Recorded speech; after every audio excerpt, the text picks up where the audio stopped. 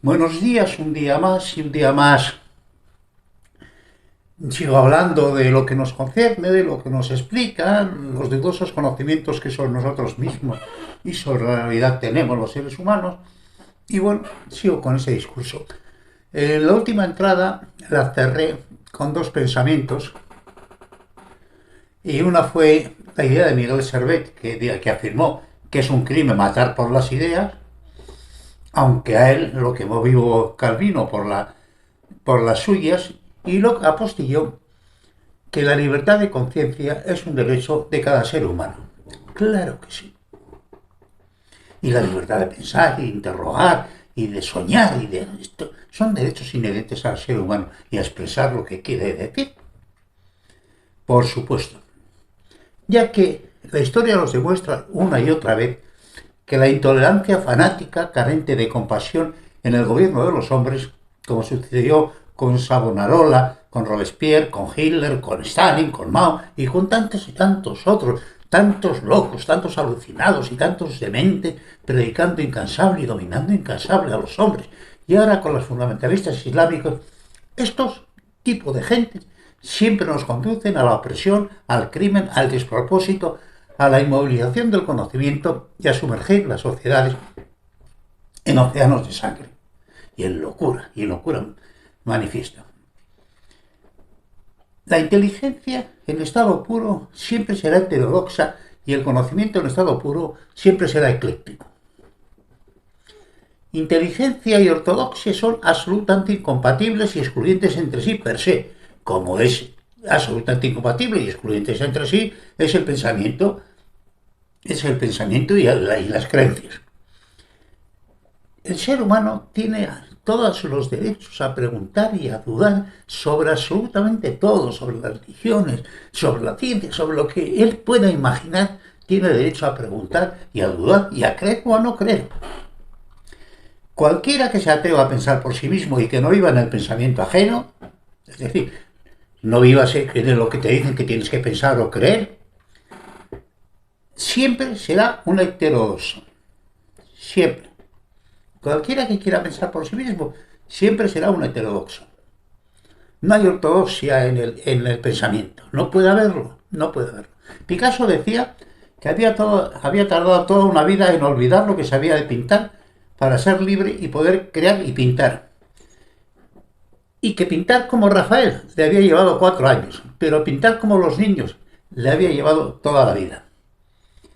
Y una de las conclusiones pesimistas, y es que el pago por la inteligencia siempre es el aburrimiento. Ningún filósofo, eso es una frase ajena, entre comillas, ningún filósofo de altura será nunca ortodoxo, aun cuando conozca la ortodoxia. Comillas, en filosofía nadie posee sino aquello que personalmente ha investigado y en propia conciencia ha reconocido, y digo yo, y asumido o dudado. Y lo dice Menéndez Pelayo. Menéndez Pelayo. El alma, hay cierro comillas, el alma, cuando dialoga consigo misma, siempre encontrará sus propios caminos, su propia explicación a lo que sea capaz de imaginar o de entender o de soñar. Comillas. Hay muchas cuestiones científicas en las que todo el mundo está de acuerdo, pero en filosofía ninguna. Lo dijo Bertrand Russell. Y yo afirmo que así debe ser, ya que es el camino del conocimiento y del entendimiento. Y según la irónica expresión clásica, los dioses no filosofan, saben. Nosotros, como no sabemos, filosofamos. Al fin, siempre entre Hegel y Kierkegaard, entre raciocinio y angustia, entre Escila y Caribdis. Siempre, siempre. Si la humanidad que se confiesa creyente realmente lo fuese, el amor, la justicia y el orden moral gobernarían el mundo. El mundo no sería lo que es, ni los seres humanos seríamos lo que somos. De modo que los que se declaran creyentes de cualquier tipo, sean políticos, sociales, religiosos, consciente o inconscientemente, solo escenifican a nivel mundial una gigantesca hipocresía y una gran mentira, que algunos incluso se creen. Y para otros muchos simplemente es una forma de vivir y de prosperar por la evidencia de sus vidas. Cuidado, mucho cuidado con los pretendidos autonombrados soldados de Dios, ya que, comillas, aquellos que denuncian que luchan a favor de Dios son siempre los hombres menos pacíficos de la tierra. Como creen percibir mensajes celestiales, tienen sordos los oídos a la palabra de la humanidad. Zuex, este facto es. E igual de peligrosos o más los políticos autonombrados soldados de los pobres. Eso sí que son malos. Ay, hablar de los pobres para vivir como ricos. De eso es toda la historia de los soldados de los pobres. Nadie parece que los creyentes lo que tienen es tendencia a creer, necesidad de creer en lo que sea y como sea.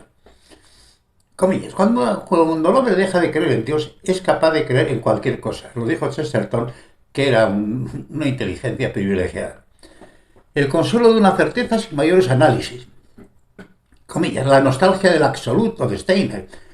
Cerrar comillas, que todos sentimos ese vacío imposible de llenar, urgencia y necesidad compulsiva de encontrar en algún plano alguna coherencia, alguna esperanza, a tanta angustia, a tanto desconsuelo que para todos supone vivir, más esa tendencia enorme a sentirnos integrados en las creencias de nuestra tribu, de formar parte, ser parte de algo, del abrigo y protección del grupo, en definitiva el ser social, la bigarrada y abrigada manada de los que formamos parte, el ser tribal, que participa en la base de nuestra humana condición. Dice Nietzsche que es el hombre quien en su orgullo crea a Dios en su imagen y semejanza, pero más cierto parece ser que la idea de Dios nace de nuestras miserias y desesperaciones, ante el amargo de la vida y de la muerte, ante el amargo de las enfermedades, de las cosas incomprensibles.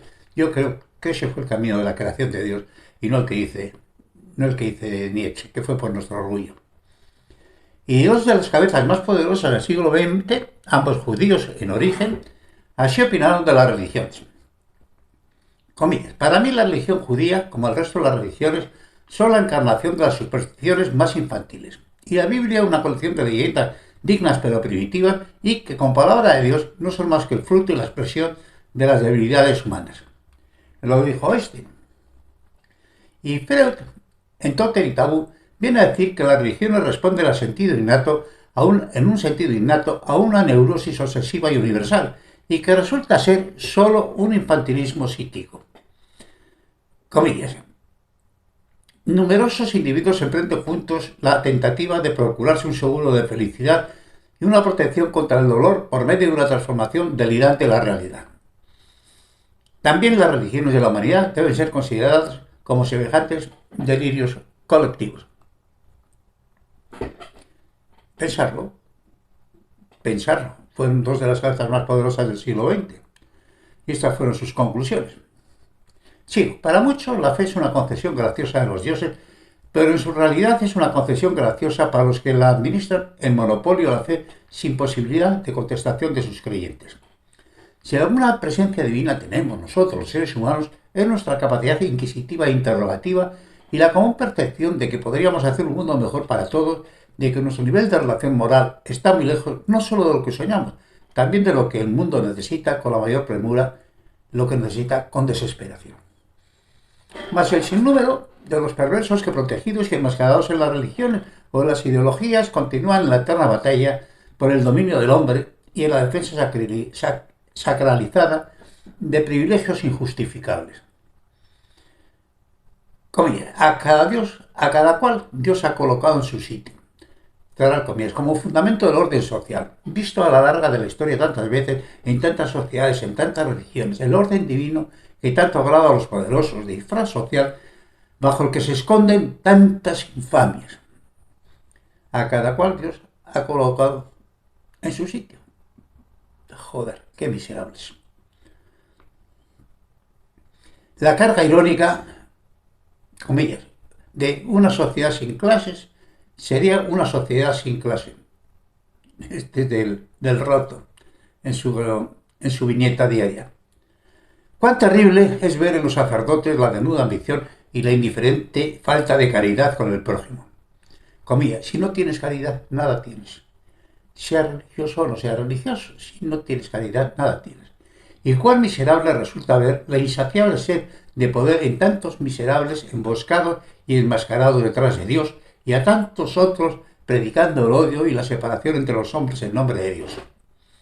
Comillas, la administración de Dios es una inagotable fuente de la que emana leche y queso. Y la administración de Dios siempre tiene el mismo objetivo, la apropiación de Dios en exclusiva por los que dicen ser sus únicos representantes. Comillas, Antropófagos de Dios lo poseen, ventrículos de Dios usurpan su palabra, bufones de Dios se ríen de él en su cara. Carolina Escobar. Gandhi decía que cualquier oración en cualquier idioma y a cualquier Dios siempre se dirige al mismo Dios, y esa oración nos enseña a todos que todos pertenecemos a la misma familia y que debemos amarnos los unos a los otros. Comillas, la religión es únicamente los diferentes cristales de colores de las caras de una lámpara en cuyo interior solo hay una luz, Dios. Repito, las religiones todas esas seguirigay de creencias interminables de todos los mismos tontos que siguen, pontifican sobre todo, en fin. Repito esa frase que es muy inteligente. Las religiones son únicamente los diferentes cristales de colores de las mismas caras de una lámpara en cuyo interior solo hay una luz, que es Dios, la creencia en Dios. La influencia del sijismo en Gandhi es evidente, ya que toma para sí dos de sus conceptos fundamentales, el anteriormente expresado y la resistencia pasiva, la doctrina de la no violencia.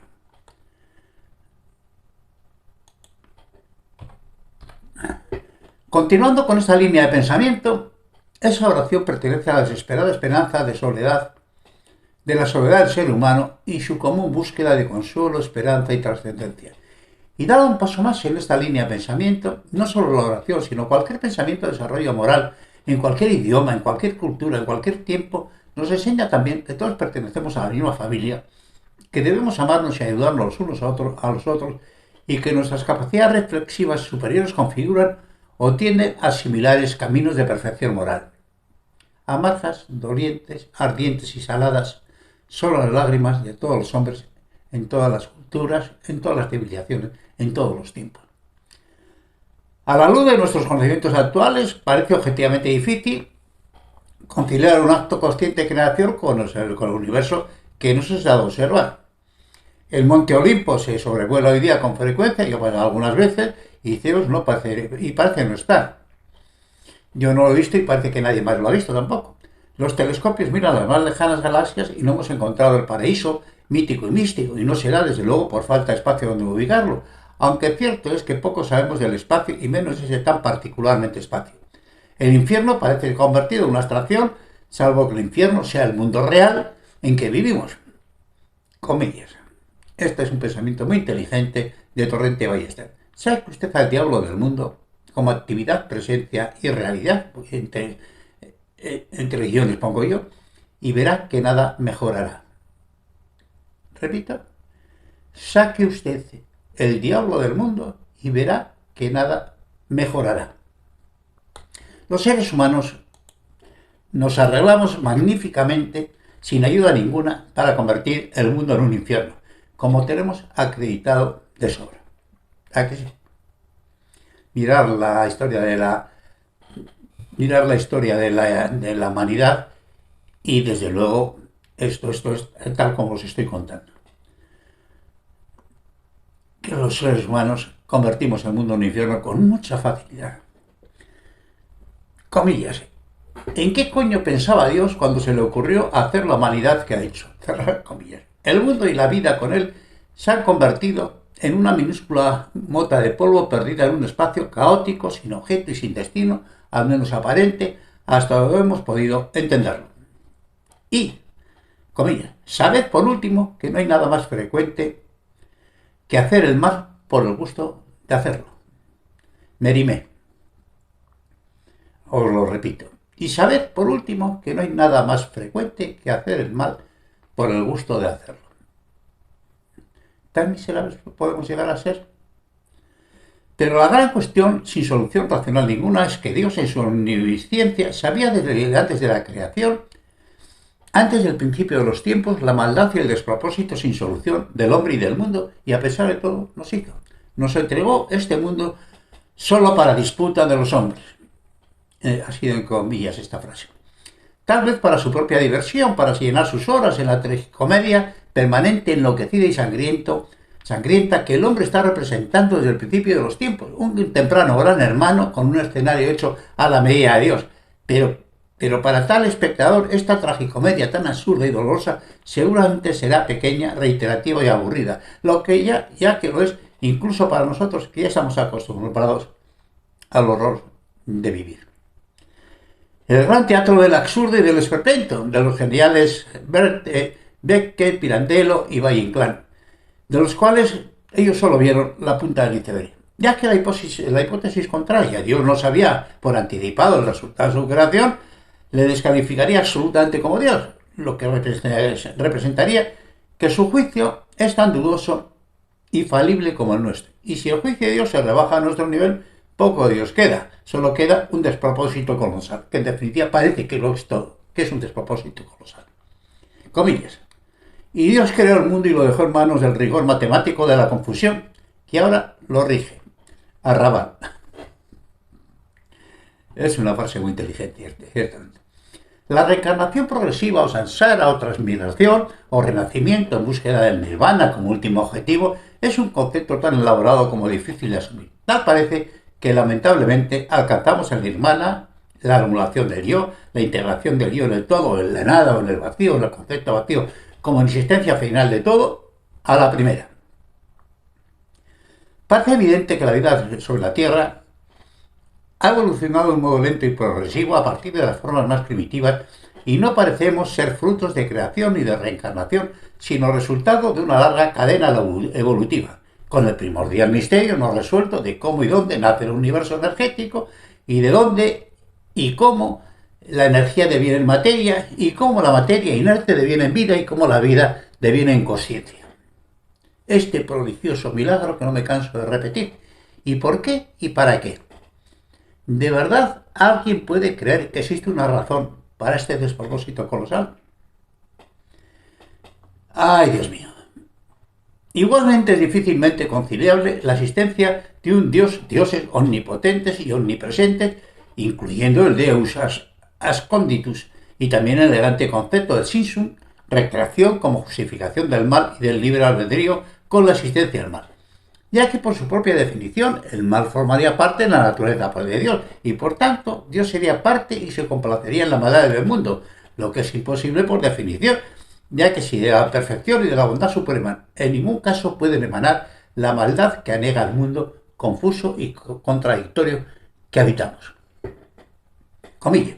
Yo formo la luz y creo las tinieblas. Yo realizo la paz y creo la desgracia. Yo, Yahvé, llevo a cabo todo esto. Lo dijo Isaías, aparentemente profeta de Dios. Y Cervantes apostilló.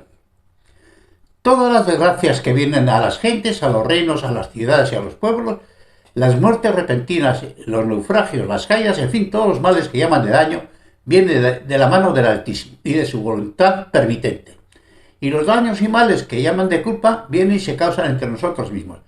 Dios es impecable. Joder, Cervantes. Lo que es implacable. Lo que es no impecable, sino implacable. La irónica carga de profundidad en lectura negativa del Azor al-Falak, que dice, me refugio en Dios contra el mal que procede de sus criaturas, que parece olvidar que todos fuimos creados a su imagen y semejanza. Comillas, si tú mal me devuelves por el mal que yo te hago, ¿qué diferencia hay entre tú y yo? Callan en aquel tiempo donde en el Islam se pensaba. ¿O acaso fue vanidad del hombre y desvarío soñarse a imagen de su imagen pura? ¿Es Dios el Dios en su eternal sosiego? Ni vio su llanto ni escuchó su ruego. Es proceder.